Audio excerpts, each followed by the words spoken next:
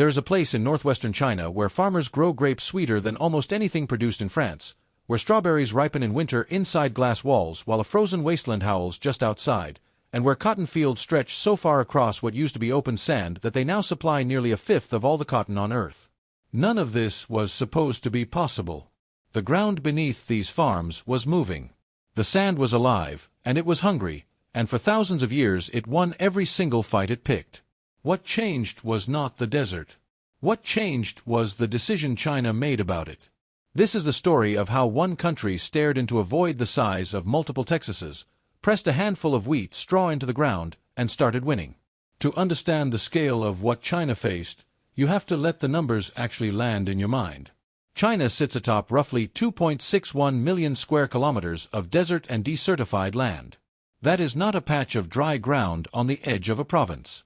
That is an area so large that if you picked it up and dropped it over Europe, it would cover the entire continent with room to spare.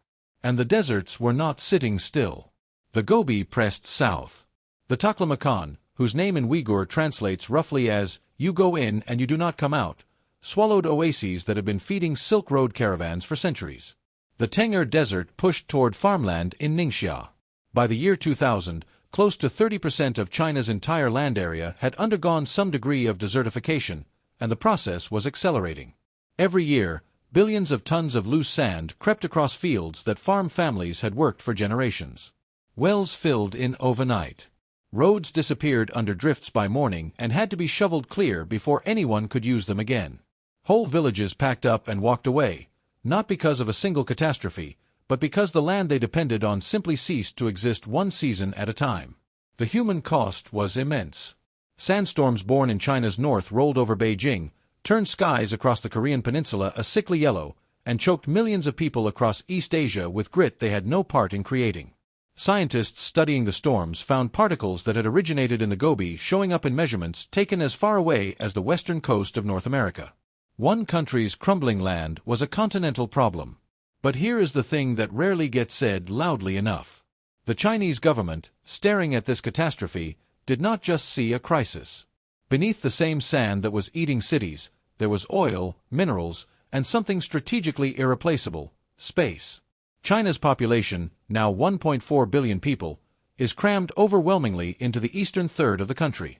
The vast western frontier sat nearly empty, not by choice, but because it was too brutal to live in. Tame the desert, and you did not just save farmland.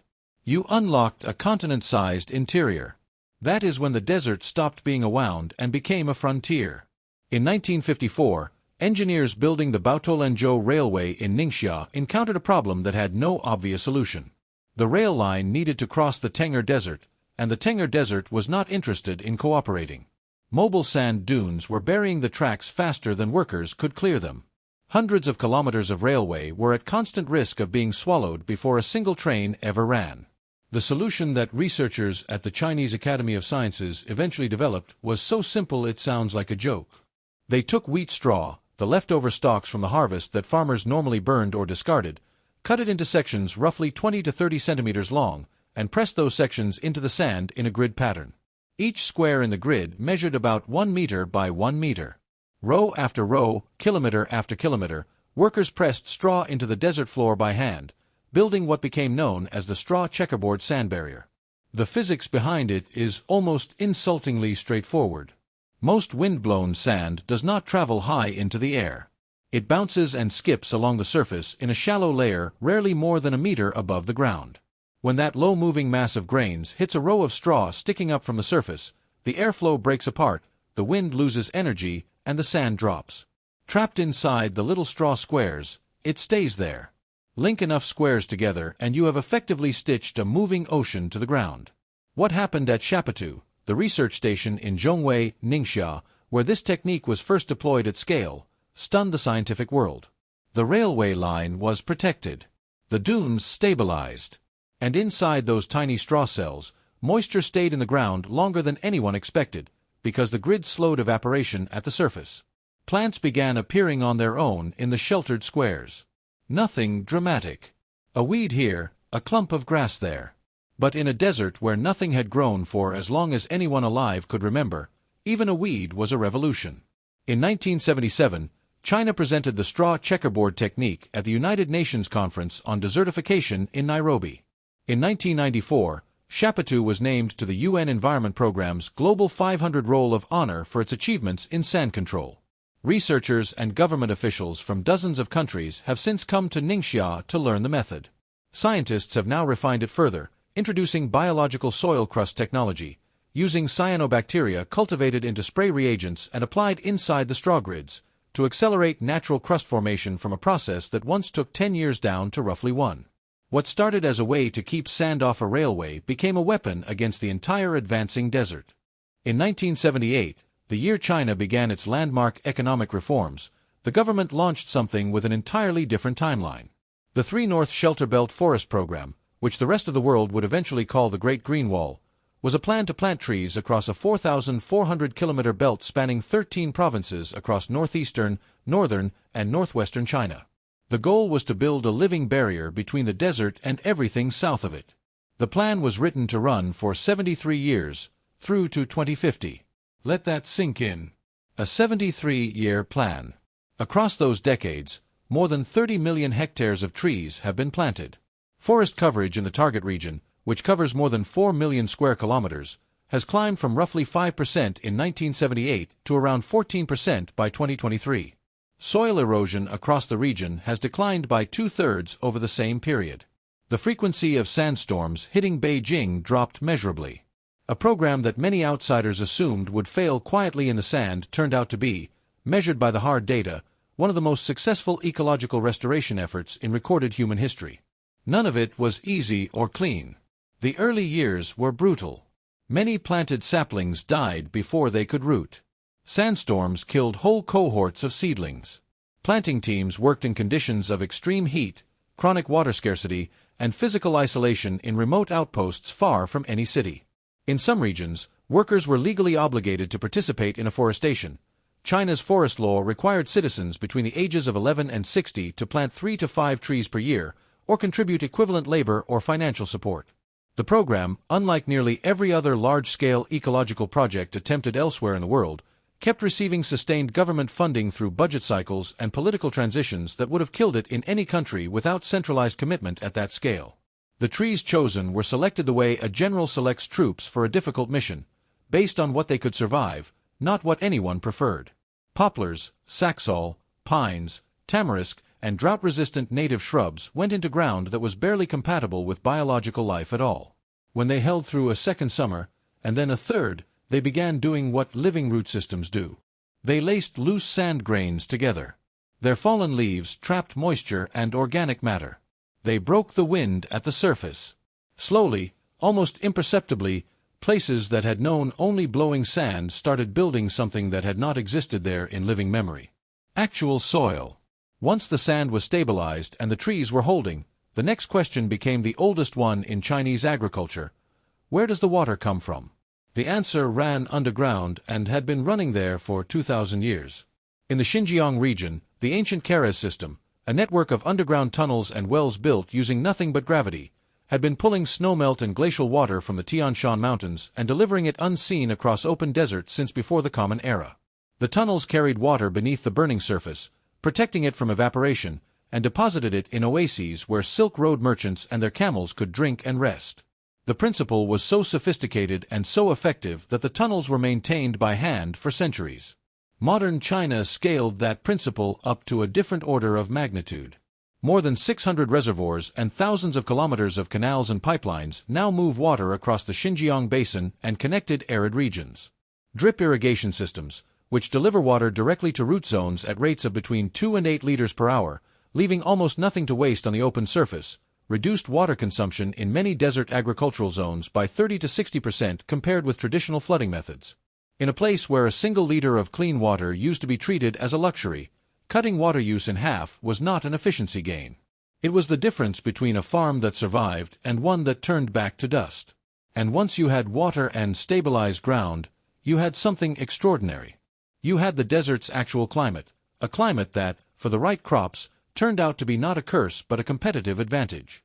Turpan sits in a depression below sea level in the heart of Xinjiang.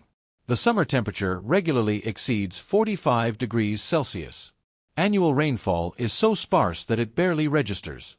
The daily temperature swing between afternoon and night can reach 20 degrees Celsius or more on a typical summer day. Every characteristic of this climate sounds like a description of an agricultural death trap. For grapes, it is paradise. The combination of intense ultraviolet sunlight, extreme diurnal temperature variation, and low humidity produces grapes with sugar concentrations far higher than those grown in temperate wine regions. The same brutal conditions that make farming seem impossible are precisely the conditions that concentrate flavor and sweetness in the fruit.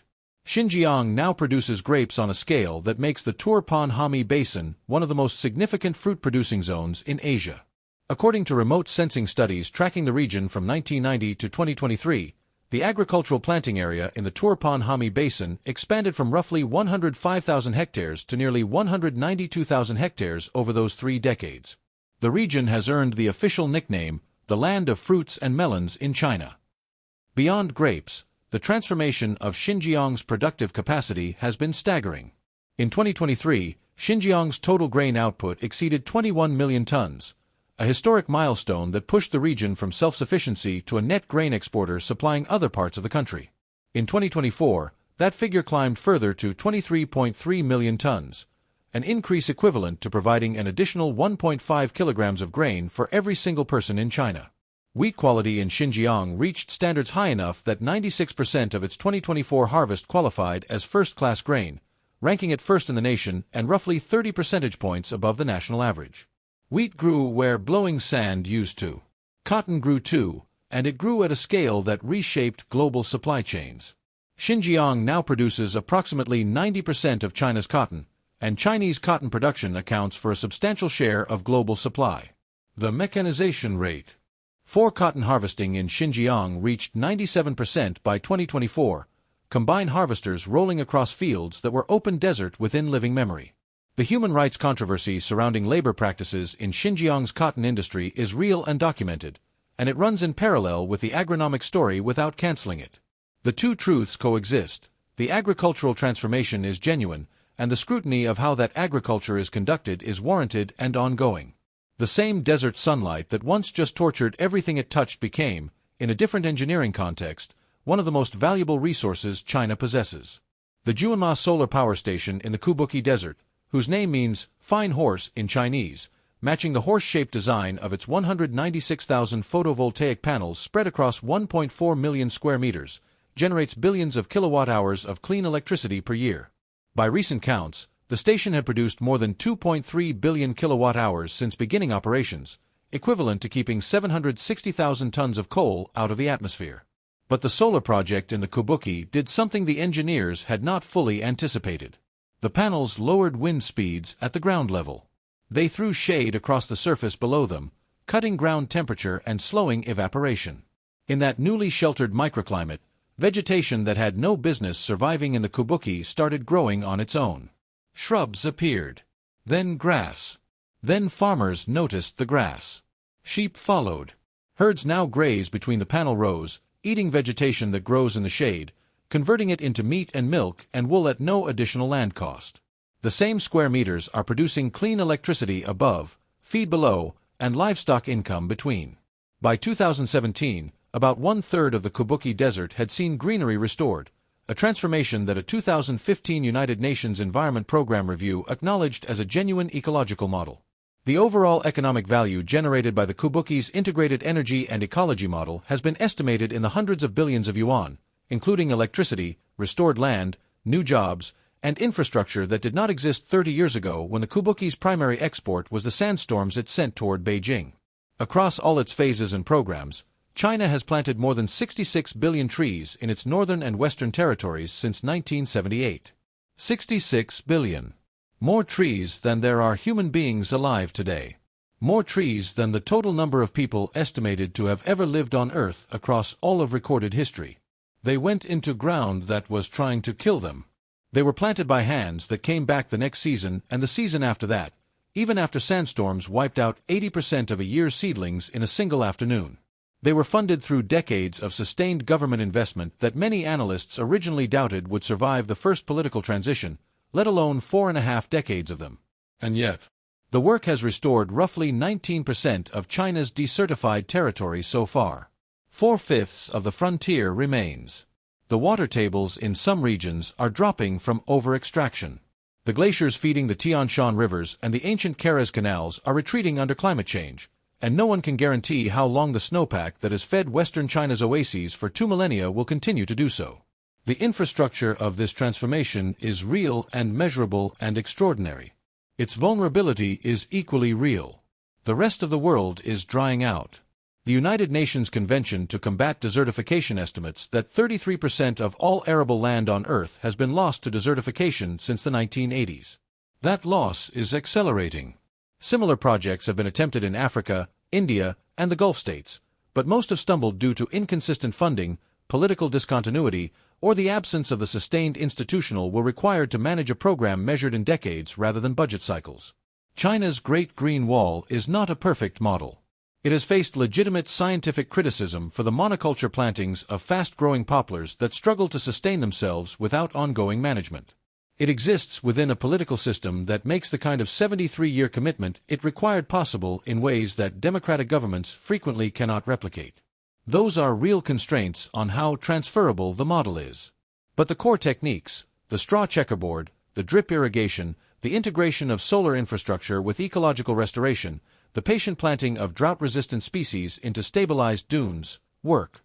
They work in the Tengger Desert. They work in the Kubuki. They work in the oases of Xinjiang.